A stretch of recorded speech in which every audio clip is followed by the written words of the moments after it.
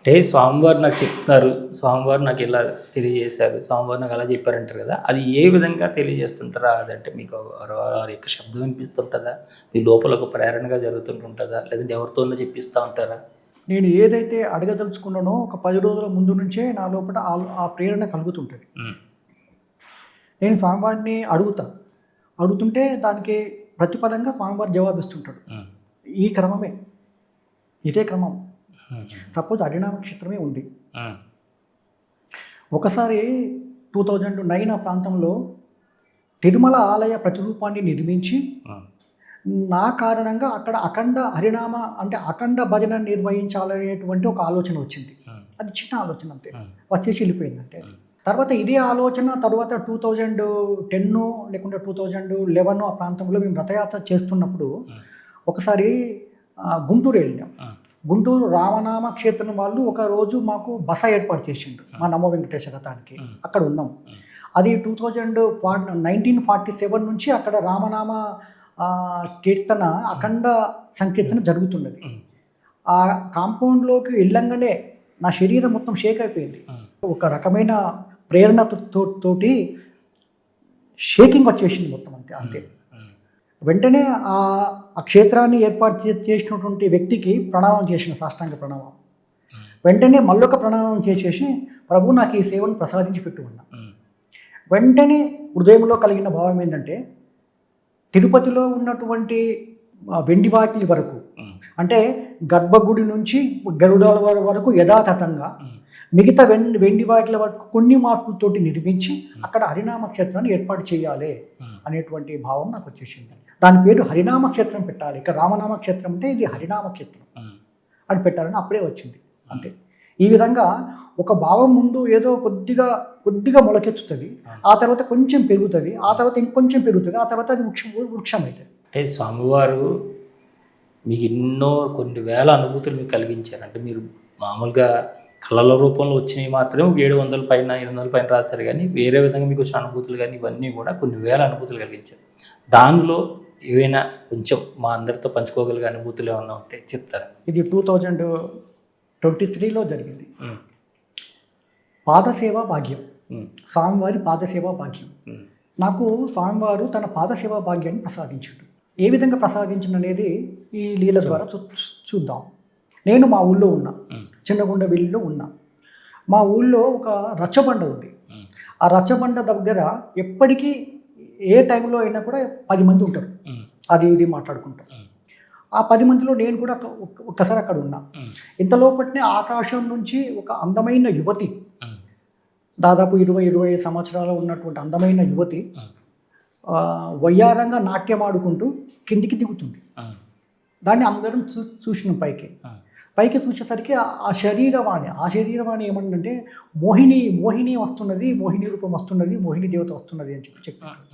అందరూ దండం పెడుతున్నారు. మొత్తం మోహిని దేవత మనకు దర్శనమిస్తుంది, మనం ధన్యులము అని చెప్పి ఆమె దిగింది కిందికి దిగంగానే అక్కడి నుంచి మా ఇల్లు కొంచెం ఒక సందులో ఉంటుంది. ఆ సందులోకి నేరుగా నడుచుకుంటూ వెళ్ళింది. ఆమె వెనకాలని అందరూ నడుచుకుంటూ వెళ్ళింది. మా ఇంటి ముంగట ఒక అరుగు ఉంటుంది, ఆ అరుగు పైన కూర్చున్నది. ఇంతలోపటినే ఆమెకు ఒక 15-20 అడుగుల దూరం లోపల మేము ఒక 10-15 మంది అందరూ నిలబడ్డాం. అందరూ ఇది ఒక మహాభాగ్యము, ఇలాంటి భాగ్యం ఇంకా దొరకదు అని చెప్పి అందరూ మొక్కుతున్నారు. వాళ్ళని అనుగ్రహించమని మొక్కుతున్నారు. నేను మాత్రం దండం పెడతలేను, మొక్కుతలేను. నేను ఒక్కటే పరి సావధానం అయిపోయినా. నేను దేవుడిగా భావించలేదు, నా స్వామిగా భావించుకున్నాను. నా మైండ్లో కూడా ఉంటుంది భావము. అందుకని వాళ్ళు మొక్కుతున్నారు కానీ నేను మొక్కుతలేను. వాళ్ళు మొక్కు అంటుంది, నేను మొక్కుతలేను. నేను అక్కడనే సావధానంగా అయిపోయి నిలబడ్డా. ఇంతలోపట్నే 2 అడుగులు ఆమె వైపు వేసేసిన. 2 అడుగులు వేయంగానే ఆమె పై రూపం కనబడలేదు, కిందనే కనబడ్డది. కాళ్ళు కిందికి పైకి అడుగు మీద కూర్చొని ఇట్లా కిందికి పైకి అంటుంది. ఇంకొక 2 అడుగులు ముందుకేసిన. ఇంతలోపట్నే ఆమె కట్టుకున్నటువంటి వస్త్రం కూడా కనబడలేదు. ఈ మోకాళ్ళ నుంచి కింది భాగం మాత్రమే కనబడాలి. కిందికి పైకి అంటుంది. ఆ తర్వాత ఇంకో 2 అడుగులు ముందుకేసి ఆ పక్కన కూర్చుని ఆమెను పోయి ఆమె కాళ్ళనిట్లో పట్టుకుంటారు, కళ్ళ చేతి. ఇది పాదసేవ భాగ్యాన్ని ప్రసాదించింది.